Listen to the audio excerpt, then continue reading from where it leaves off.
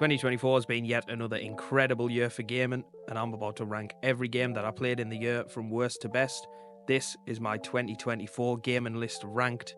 Now, things are going to be getting a little serious for a minute or two, so if you don't want to stick around for that, feel free to use the timestamps to move to wherever you'd like in the video.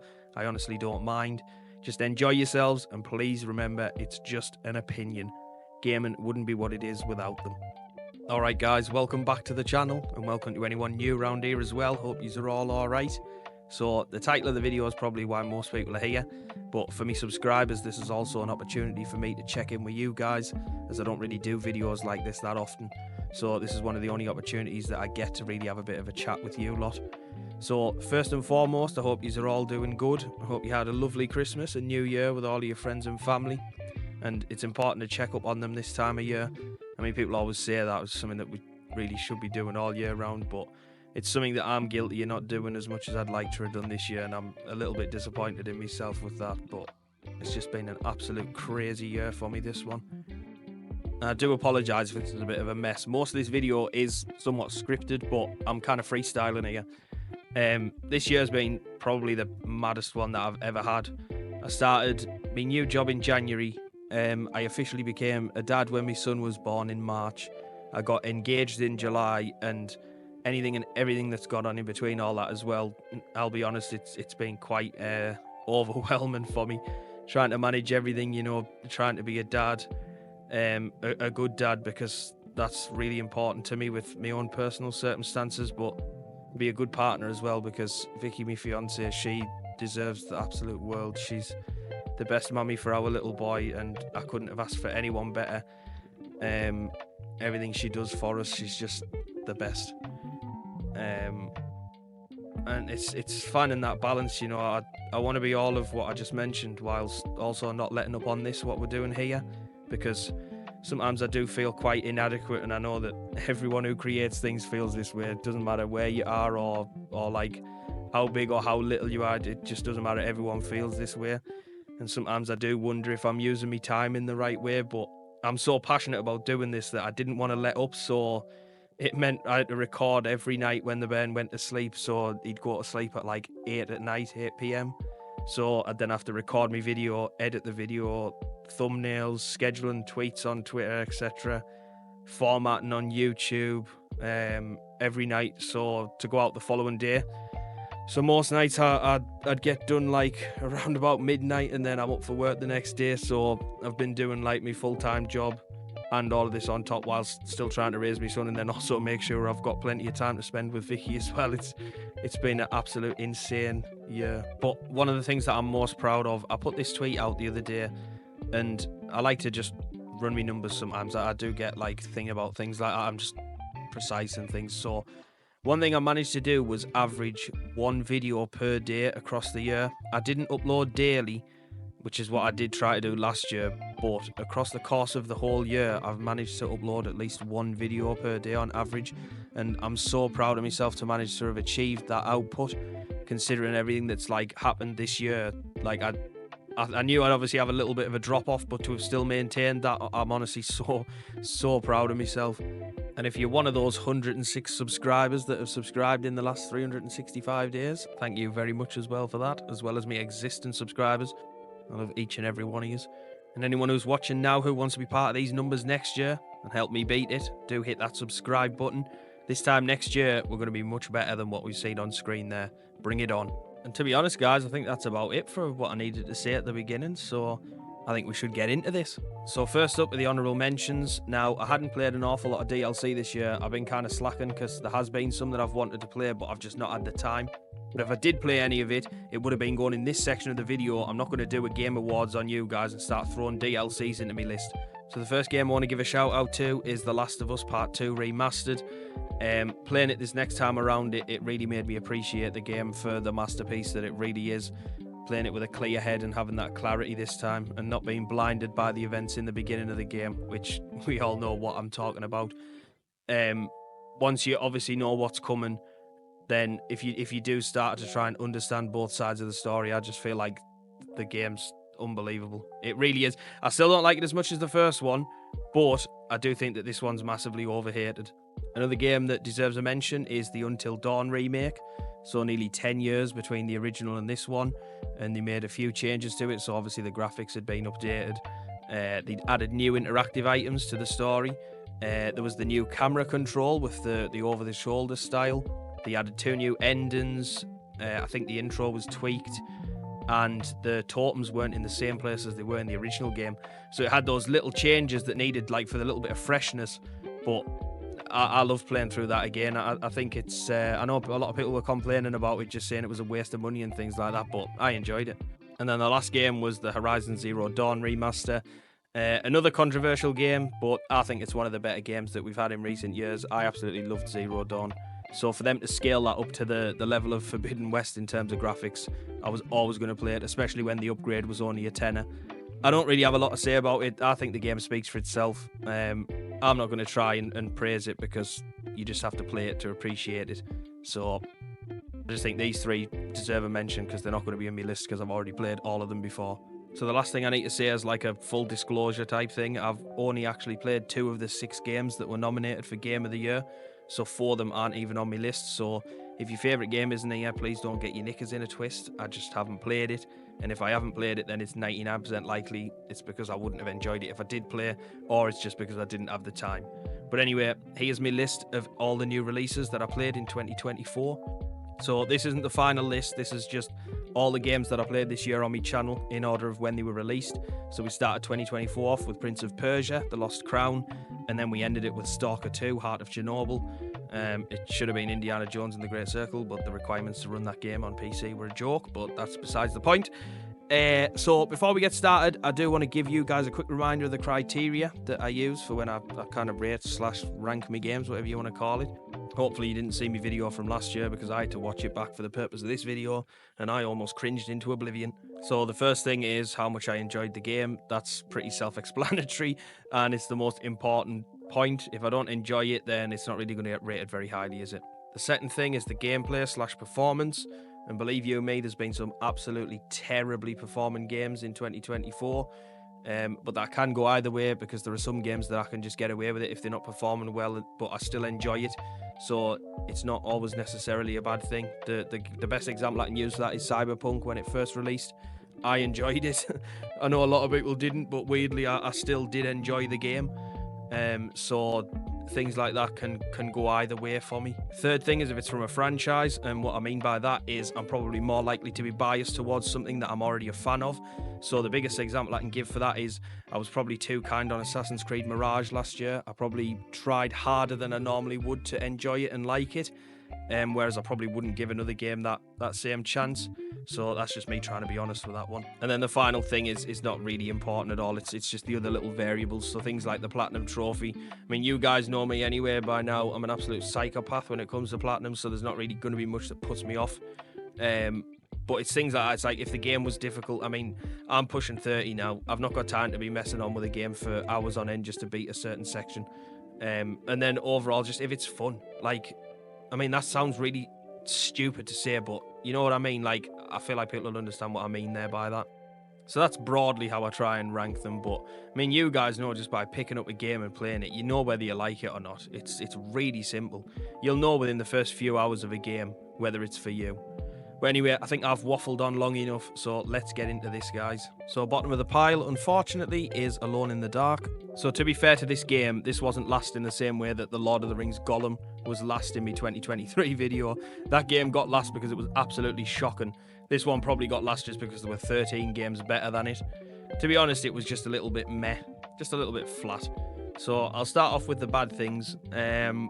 It was really short, even with the 2 characters and their stories, because they didn't really differ that much. The combat wasn't great. The puzzles didn't have much variety. There was a lot of glitches and bugs on the version that I played on. And I know this is a little bit niche, but it took them 4 months to fix a trophy that was bugged. It was called Nobody Knows What Happened, and it was to do with the noose in the attic. You did everything, all the steps and what have you, and then you went and watched the cutscene, and after the cutscene had finished, you were supposed to get the trophy. Didn't work for me for months. Tried reloading saves, replaying the entire game, putting it back to day 1 patch, things like that. Just nothing fixed it, so I just had to wait 4 months for them to fix it, which was quite annoying. But I know there was a lot more serious bugs in the game as well, like game breaking ones, so not ideal. But I will say something good about all of the games that I've played, because it's easy to be nasty and critical. I thought that David Harbour and Jodie Comer were brilliant as Edward and Emily. And then another thing that I liked about the game as well, I liked the locations. I thought that De was really good. It was really interesting. But then also the places outside of that, like the swamps and the old steamboat that you went to for one of the levels. Overall, it was okay. And like I said at the start, I think it was just the fact that there were 13 games better than this one that I played in the year. In 13th place, we've got Star Wars Outlaws. I'll be honest, this game was lucky to not be rock bottom of my list. It might be controversial, but what an absolute load of shite. This was the first game, I think, on YouTube that actually caused me to lose my mind a little bit. And like, I genuinely had to take a break from it for a few days. The version of this game that I played was terrible. And I'll be honest, watching Ubisoft's downfall, it's absolutely heartbreaking for me, I'm not going to lie. I've been a huge lover of Ubisoft and their games, like, over the years. Like, they've made a great start to the year with Prince of Persia, which is coming up. And, like, this game was just not it. I don't understand, like, what went wrong. One thing that didn't help was I was also playing this game alongside Black Myth Wukong, and oh my god, the difference was just night and day. But anyway, a couple of the negatives that I picked out for this game, I felt like the story was very predictable. Vehicles, and that's never been Ubisoft's strong point. I'll use Watch Dogs as an example. But my word, getting around on that speeder was absolutely shocking for me. Fall damage. Sometimes I'd die from like literally 5 feet. It was like Kay's legs were made out of cheese strings or something. Like, I couldn't fathom how she was dying some of the times that I'd fell from somewhere or just jumped off somewhere where I was like, yeah, I'll make that. I might lose a bit of health, but that's fine. But no, I would literally die. And then I know this one's a little bit picky, but it did kind of annoy me when you used to punch someone and knock them out, but then you could shoot them in the head and they'd be fine. Like, they'd take a couple of blaster shots in the head. You could go up to a stormtrooper in stealth, knock them out with one punch, but then if you were like in just a regular like fight with them, you put a couple of blaster shots in their head and they were fine. Like, it just didn't make any sense. But I will give a couple of positives just to be fair. So they removed the whole forced stealth part of missions, so that obviously gave people more freedom now to finish missions how they wanted to. They could improvise and things like that if they got caught. And then I'm guessing it was decent for like the hardcore Star Wars fans. I have put a question mark because someone's going to have to confirm that for me, to be like immersed in a Star Wars universe. But it seems like the game's gotten significantly better with the recent updates they did. But this is based off when I played it, which is why it is where it is on the list. Who knows, it might have been somewhere else. But I played it at launch, so it is what it is. But it's like what they did with the Avatar game last year. I feel like that was underwhelming as well, and this just followed suit, which is really disappointing. So that's why Star Wars Outlaws is where it is. Coming in at 12th, we've got Funko Fusion. And it was a bit of an odd one, this one, because I did enjoy the game. It just didn't feel very structured or thought out. Like, there was no tutorial at the beginning. You kind of just dropped in and that was that. You had to figure everything out for yourself. And I can't ever remember playing a game where it gives you like no direction whatsoever. It was frustrating at times trying to figure out what to do. And I can see the other side of that where people would enjoy that. But like, you could literally just drop in and go and choose which of the levels you wanted to play. And that was it. Like, you started from there and that was it. I just feel like for the type of game that it was, you needed a bit more guidance and advice on like what to do. But anyway, I can see how that one could go either way. So the bad things I picked up from this, I feel like the checkpoint system was terrible. I remember doing the He-Man level, I think it was called Shock Amok, where you had to escort the vehicle. And because I'd got stuck, I died trying to figure out what I was supposed to do. So I was like jumping off the map and stuff to like see if I could see anything. And I did it that many times that it gave me a game over. And I had to restart the entire level, which took me like 15 minutes to get through. Like, I just had no checkpoint or anything like that. And then in some of the levels, it felt like the spawns for the enemies were infinite. Like, there was times where you just didn't get a moment to try and figure things out. Like, you were just enemies on top of you, on top of you, on top of you. It just got very repetitive very quickly, I think, and that was one of the problems. But then on the flip side of that, I feel like there was a lot of variety in the different franchises that they used, so there was something for everyone. I felt like the graphics were pretty good, and the cameos are amazing. The problem is that they were not the most straightforward things to unlock.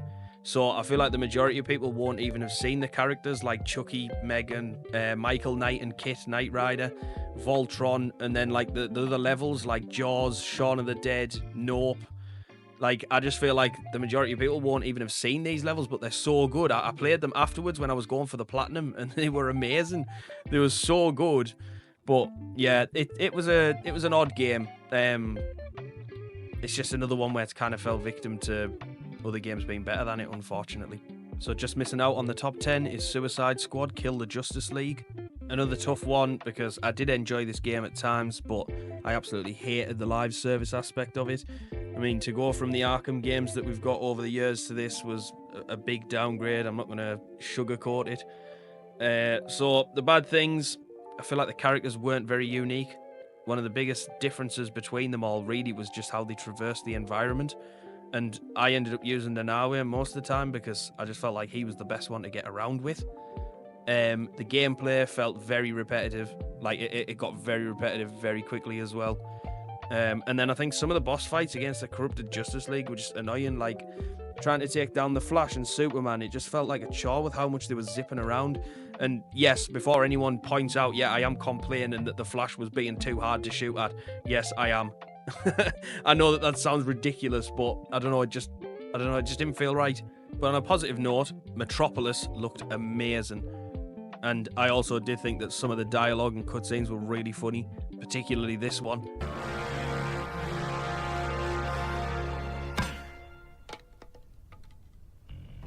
Oh, you shouldn't have done that, Shark. That's Superman.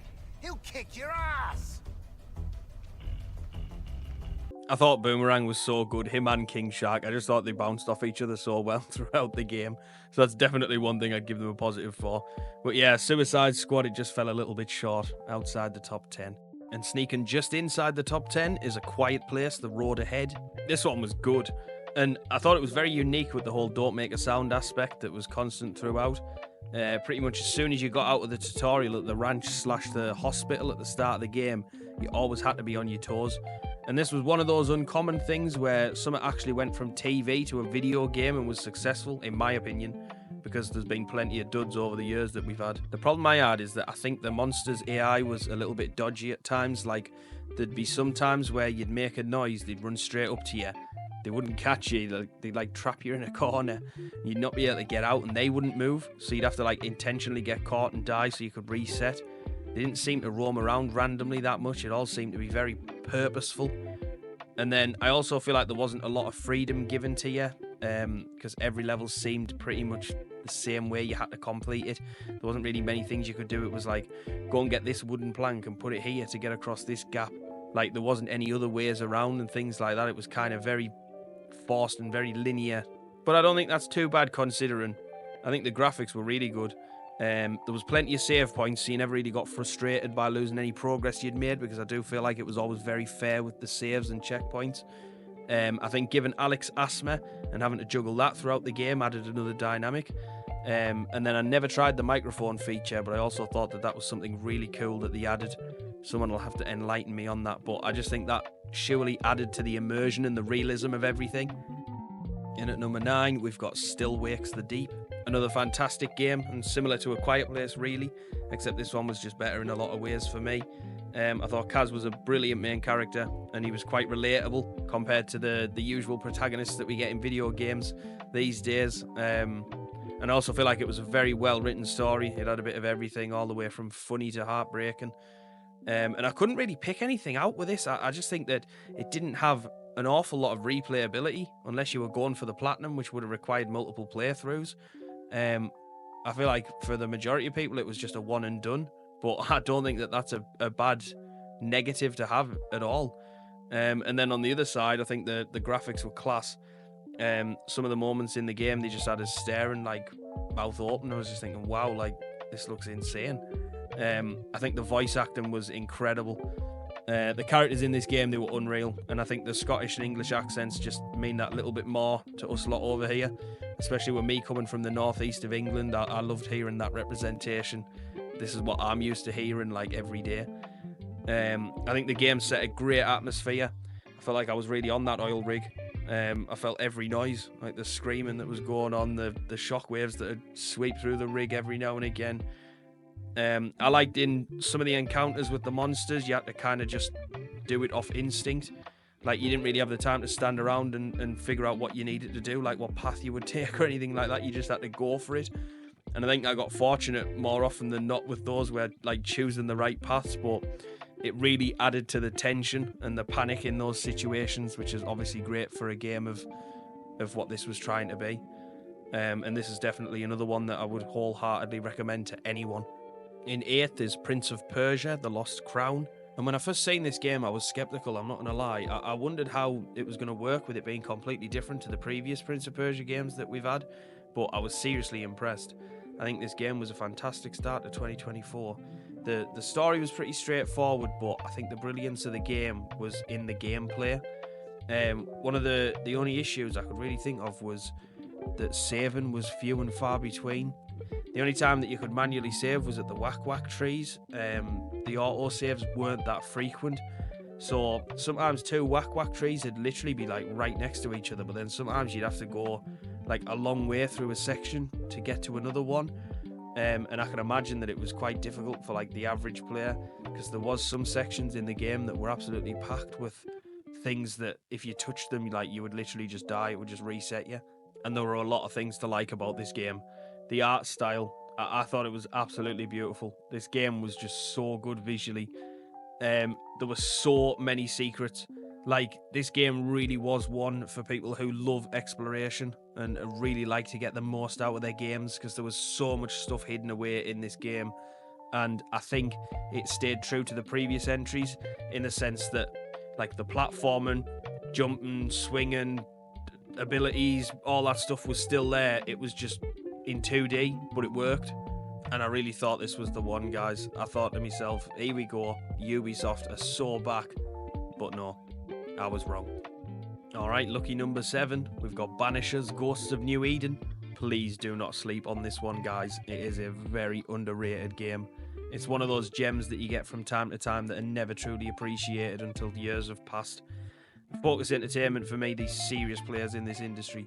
They've had some incredible games that I've played in the last couple of years.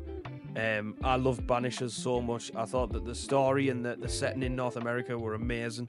Red McWraith and Antea Duarte, they were both incredible leads, and their story of love, loss, life, death, they hooked me right from the start. It had like God of War 2018 style exploration, along with like many other inspirations from a lot of games. You could just see it in it. The only real thing that I can think was that there were quite a lot of fetch quests like in the game, like travel from point A to point B, pick up this note, journal, whatever it may be, and then bring it back. And then I think as well, a lot of the encounters with the enemies, they were repetitive. You could telegraph where they were because they would pop up in the same areas every time in the game. So that did become a little bit annoying because you knew what was coming and like you couldn't avoid it sometimes, but not bad going really. And then on the other side of that, I thought the story, the main characters, the voice acting, everything was quality. The combat was really good. Being able to use Red's Banisher skills and then like Antea's ghostly abilities at the same time, like just seamlessly switching out between the two, that was really good. There was so much to do. Like, you could easily get sidetracked by side missions because the map was huge. I often found myself trying to do something and then I would just go and do something else. That's the way that I am in all of these kinds of games that are massive. And then I think the graphics were fantastic. Like, some of the areas in the game were absolutely stunning. And I think as well, the bosses had quite a bit of variety, which was a nice surprise. It wasn't just the same fight over and over again. So I do think 7th is actually a little bit harsh for this game, but I really do hope that we get more from this because I will definitely be there no matter what. 6th place goes to Rise of the Ronin. The perfect example of graphics do not equal quality. Despite looking like something that could have came out on the PS3, Rise of the Ronin was incredible, and I'll always look at this game fondly because this was the game that I was playing when my son was born. And I can remember going to and from the hospital every single day and recording when I got home after visiting times were over, and then going back the next day and doing it all over again. That was my process for about a week until they could both come home. So good memories with this game, and like any other game, it's got its flaws. So I didn't really like the mission design. The ones that I'm talking about are those ones where you basically pick like a loadout and then your companions and stuff. I just wasn't really a fan of those. They just didn't feel right. I do think there was quite a few boring characters in the story as well, and even in like the outside of the story. And then I think if I'm being really picky, and this isn't just singling this game out because I know others do it, it's like when everyone understands each other. So like the point of this game was that the foreigners were coming into Japan to change things, but in reality the Japanese people would have only spoke Japanese, or predominantly would have only spoke Japanese, and then like the American and British and wherever all the other European soldiers, wherever they were coming from, wouldn't have spoke Japanese, so they would have needed interpreters and translators. But then like that's not the case here. Like everybody just understands each other, and I get why that is, but yeah, that's me being a real hater, which I'm not trying to be. So now let me sing this game's praises. It had an immersive open world with so much to do at any given time. Like the amount of stuff that was on the map was insane. All the little side stuff and collectibles and all those kinds of things. Combat was great. There was so much variety in the game. Swords, guns, gadgets, like you name it, you really could play it however you wanted to. Customization, there was quite a lot of choice in the game. Like when it came to outfits and stuff, you could pretty much make your character look like whatever you wanted them to. Like, so you could go the full samurai route, or like you could make them look a little bit more like a Western soldier kind of thing. So it was really good for that. And then I think as well the AI allies were surprisingly good, because they're usually terrible in any game that you play. But I actually felt like your allies in this game were good. They actually did things, contributed. So this is another game that I would definitely recommend for you guys to play if you haven't already. And now it's time for the top 5. So first up, we've got S.T.A.L.K.E.R 2, Heart of Chernobyl. This is far from the perfect game, but I absolutely loved it regardless. It reminded me so much of Fallout and a lot of other games similar. It wasn't the broken mess that I saw so many people making it out to be. The biggest issue that I had really was my HUD kept disappearing every now and again, and I'd just have to reload a save to get it back. It was more towards the end of the game that I started having problems. Now strap in guys, because here comes the cons, and there's a few of them. So first of all, navigation wasn't great. You couldn't really rely on your compass, and if you did, you'd probably spend a lot longer getting to your destinations. There was a lack of fast travel, and that was absolutely killing us. I was making like 1 hour videos and playing for almost 2, and that's me who barely edits my videos. So anyone who ended up playing this game and who makes highly edited videos, good luck with that. There wasn't many encounters with mutants in the open world. There were occasional encounters with human enemies, but the mutants, they were mostly seen during the missions. Those invincible snipers with the Gauss rifles on that bridge towards the end of the game, oh my god, that nearly drove me nuts. The enemy spawns were terrible sometimes. I remember at one point where like about 10 soldiers spawned on top of each other in the same spot right next to me, and I just had to fight them off. Like, just literally like right in front of me, they all spawned there, and I just had to start shooting. It was nuts. And then the final mission where you had to defeat that granite squad in that tiny little room was absolutely ridiculous. Having to fight like 10 super armored enemies in a room about the size of a phone box, that was not fun. I lost the majority of my safe zones towards the end of the game, so trading and stuff like that became more complicated for us. I had some really bad frame rate drops in certain parts and areas of the game. I wasn't sure if I was going to make it through or not. And then you can't play the game after the ending, which is annoying, because I feel like it's the kind of game where really you should be able to go and play it afterwards, because there's so much to explore. I just don't see how you can be expected to finish all of the side stuff and everything before the story, like the main story, finishes. It's a little bit of a strange choice for us, that one. But for all of the bad, there was also a lot of good. So I really liked Skiff. I thought he was a great protagonist, and I thought the voice acting was very good. I liked how at the beginning of the game, as soon as you step into the zone, you pretty much get the freedom to do whatever you want to do. The graphics were really good. The atmosphere was amazing. I hated going out into the zone when it was dark, because you'd hear all kinds of noises during the night. You'd hear gunfire in the distance and not know whether you wanted to investigate or stay away. It did a good job of making the zone feel hostile. I liked the whole anomaly thing. This was my first Stalker game, so I didn't really know what was going on with them, but I was very interested. And then finally, I thought the gunplay was absolutely class. It felt so real, because the accuracy wasn't always there, and then them adding things like where you're gonna jam and skiff it have to remove the bullet mid-battle just to add to the chaos of everything. Like, that happened to me so many times. You had to stay on top of your condition and everything, otherwise your guns would jam more often and all that stuff. It was so good. In at 4 is the excellent Stellar Blade. We're getting into serious territory now. So at number 4 we've got Stellar Blade. This game was a breath of fresh air for me. It felt like a Souls-like without all of the overcomplicated clunk that normally comes with them. The only thing that I couldn't get past in this game was the dialogue and the voice acting. I thought it was very cringe. And I know to some people it'd be the opposite and that they would actually like it, but I just can't get on board with it. To me, it sounds like B-Tech drama, like soap opera level. It's not for me. I think as well, the side quests, they weren't too great in this game. I don't really feel like they added that much. And then some of the areas as well. Like, I didn't really like the Great Desert, and I think there was a couple of others, but I mean, to be fair, this game didn't really have many things wrong with it. As for the positives, well, there were plenty of those. The gameplay was great. I thought the story was decent. It kept you guessing right up until the end. The graphics and the optimization of this game was unreal. It ran perfectly for me. I don't ever remember having an issue with it. Maybe I did, but I can't remember it, so it can't have been that bad. Exploration, that was amazing. There was a lot to explore. I love games where there's a lot to do. That's just me all over. I did like the soundtrack in all of the different areas. I thought the music was really good. And overall, probably the most important thing, it was just fun. Like, the game was really fun to play. So this is another one that I would definitely recommend for you guys to play if you haven't already. Time for the real big hitters now. So just making the top 3 is the Silent Hill 2 remake. So this one's allowed in the list just like Resident Evil 4 was allowed in my one from last year. Because yes, they're both remakes, but I'd never played the originals before. So it was like a brand new game to me. And wow, Silent Hill 2 was just absolutely unreal. This game is one of the best that I've ever played in its category. The places that it takes you to, I was on edge the entire time. Like, honestly, unbelievable. And genuinely, the only bad thing that I can think about for this game is the point system that's linked to all the endings.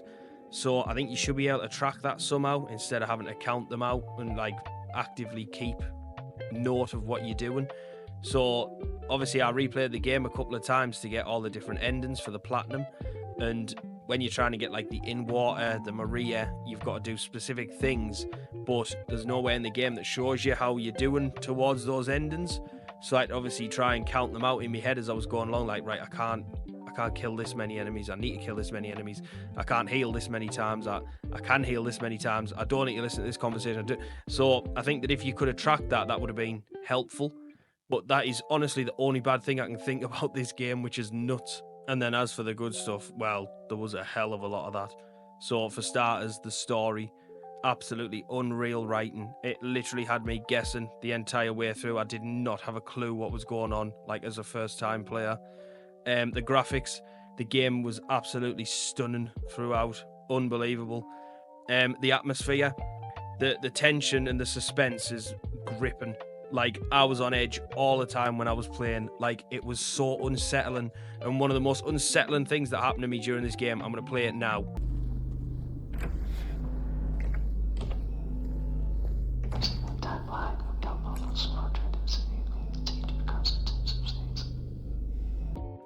When that happened to me for the first time, I almost shat myself. Like, the hairs on my arms stood up. It was so creepy. But, like, that's what I mean. That's what this game does. It's just unbelievable. And then the final thing, I thought the puzzles were amazing. So they were, like, challenging, but they also felt right. Like, they integrated well with the game. I think Silent Hill 2 is as close to a 10 out of 10 as you can get. It's one of the GOATs for sure. And I cannot recommend it highly enough if you like that kind of thing. And just missing out on the top spot is Black Myth Wukong. Honestly, this is so unlucky to miss out on the top spot because I'm sure I called it my game of the year at the time of playing it. I think it was absolutely phenomenal. I remember staying up until about 2 a.m. or whenever it was that it went live in the UK to record the first part of my series. This is just what I do, guys. Up at 2 a.m, at work at 8 a.m. This is just what I do. So right from the get-go, it had us hooked. That transition from the main menu to the beginning of the game was insane. And like the whole prologue itself was ridiculously good. Like that fight at the beginning with Erlang Shen, just nuts. And then everything else afterwards, the game was just, I don't think it had any lows. I really can't remember any low points for me. One of the only things I could find bad about it was the invisible walls, and I think that it'd be a very tough game for casuals. And yes, I'm looking at you, Vanguard Tiger. Although he didn't give me much trouble. I think I beat him after like 2 or 3 tries. It was the bosses that people were like flying through easy were the ones that gave me the trouble. I don't know what was going on there, but never mind. Let's talk about what was good in this game. So obviously the graphics and the world design as well. Like some of the areas in the game were absolutely breathtaking. Like the forests, the deserts, the caves, the snow-covered mountains, even the like mythical realms that you went to. Unbelievable. There were so many bosses, like 93, 92, something like that maybe. God, I can't remember off the top of my head. The gameplay, combat, it was a nice challenge, but I thought the combat was so fluid. And like obviously being able to transform with like abilities and stuff like that, like there was just so many weapons in your arsenal. It was a really, really good combat system. I really enjoyed it. All the different stances and stuff. The story, amazing characters. I love stories that are like tied in with mythology and stuff like that. They make for the best, especially when it comes to like making games. I feel like you can do so much with things like that. The cinematics at the end of every chapter, like they add context to the story, but in their own right, they were just unbelievable. I was getting excited getting to the end of a chapter so I could see what was coming, like because they were so good. Those little they were like little movies sometimes. Like they were so good. And then probably one of my favorite things about this game, you got rewarded for exploration. If you scoured the game, you get items that can help with boss fights and stuff that people wouldn't normally find. So if you were struggling on one of these bosses that you could find this item for, it was on you. And I mean, these items really did help. They like hard countered the bosses. They made the fight significantly easier to do. And I just love the fact that you did get rewarded for exploring and trying to see as much of the game as you could. I think that every game should be like that. But I know people don't like to do that because the majority of people just speed run through games and try and get to the end as quickly as possible, which I'll never ever understand, but that's a discussion for another day. Overall, I honestly really wouldn't care if people wanted to swap Wukong with number 1 because this game was absolutely unbelievable, and I can't wait to see what game science bring us next. And this game is a definite recommend that you have to play this game. You just have to give it a go. So that now only leaves us with the number 1 spot, and that of course goes to little Astrobot. Who else but him? So no prizes for guessing that Astrobot would be top. I think I raved on about it during my playthrough back in September, but I think that any sane, logical person would have this or Wukong as their game of the year over the other 4 nominees that was put forward. And the amount of people that are slamming this game, honestly, I think it's so pathetic, but at the same time, it's hilarious because this game's quite clearly an all-timer, and it's obviously getting right on some people's wicks with just how successful it's been. And I'll go back to what I said earlier in the video, in that it's easier to hate and be nasty about something or someone than it is to be kind and be nice about something. And some people just can't admit the truth that Astrobot is one of the greatest games that PlayStation's ever released. I'll die on that hill. The game is absolutely unreal. It's PlayStation's very own Super Mario Odyssey. It's a celebration of PlayStation's 30-year history, and this game is basically like a love letter to PlayStation fans from every generation. I think that every PS5 owner should be playing Astro's Playroom and Astrobot. I honestly feel like it's a crime if you don't. And the only fault that I could pick with this game was how short it was. I think I finished the main game in less than 10 hours, and then by the time I'd got the platinum, it probably took us up to about 15, maybe 15 to 20 hours. So it definitely left me wanting more. I know sometimes that's what they say, but I definitely wanted more because that's how good this game was. But as for the positive side of things, and there are so many, everyone can play this game. It's like fun for all ages. It made me feel like a kid again, like genuine childhood joy playing this game, and I will definitely be playing through it with my little lad once he gets old enough, and hopefully we'll have more games by then. The theme music, that main menu theme, is absolutely stuck in my head.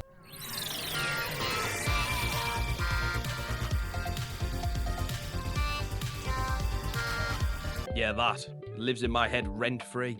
The PlayStation cameos, they were just nostalgia overload. Like, there was some cameos in there that you'd have probably even forgot existed. Like, that's how long ago they were from. The game fully utilised the DualSense and showcased all its features. You don't get many games that actually use the DualSense to its full potential. And then probably most importantly, it was just fun. Like, it was. This game is the definition of fun. Doesn't take itself too seriously. It's just a really fun time. I can't remember like there ever being like a lull in the game. There were some difficult levels, but like the game's just fun. And then there's so many more things I could name as well. It just goes on and on and on. So, a fully deserving winner. I'm so glad it actually won Game of the Year for real at the Game Awards as well. If it wasn't Astro or Wukong, it would have been a robbery in my opinion. So here it is, guys, my final list of all the new games that I played in 2024, ranked in order of worst to best. If I do want to know what was the best game you played in 2024 and why, do let me know in the comments. So I got the platinum for every single game except from Star Wars Outlaws. I've tried so many times to go back on it and get it, but I just can't do it to myself. Every time I start playing it, I want to put it down straight away. And obviously S.T.A.L.K.E.R was on Steam, so it doesn't have a platinum. So 12 out of 13 isn't bad going. I'll take that. It's been a decent year. And that brings me nicely on to 2025 and a look to the year ahead. So what game are you guys looking forward to the most in 2025? I'm going to get the usual suspects out of the way. GTA 6, if it does come out. Ghost of Yotei, Assassin's Creed Shadows, Borderlands 4.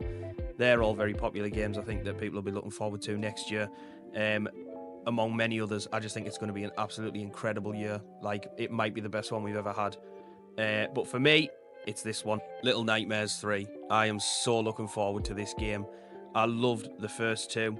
What I didn't like about the first game was having to complete it in under an hour and without dying in one run. That was a little bit annoying, but I'll let that slide because these games honestly amazing. If you've never played them before, do yourselves a favour and pick them up. If you ever see them on sale or anything like that, get them while they're cheap because they're so good. And that's about it. The only thing left for me to do is thank you guys for an amazing year. Like I said, it's been a crazy one for me personally, but doing this has given me a focus and a little routine that I can stick to. And thank you to everyone who's watched any of my videos at all, whether that be 1 minute or 1 hour. I appreciate it nonetheless. But a special thank you in particular to the people who show up regularly and keep coming back. You guys know who you are. So what are my goals for 2025? Well, I think first and foremost, I need a revamp on the appearance of my channel. I need to sort a banner out and things like that. It's been way too long. I just need to find the time. I think I need to try and do more. So if there's anything particular that you guys would like to see me do, then please let me know because I'm always open to suggestions.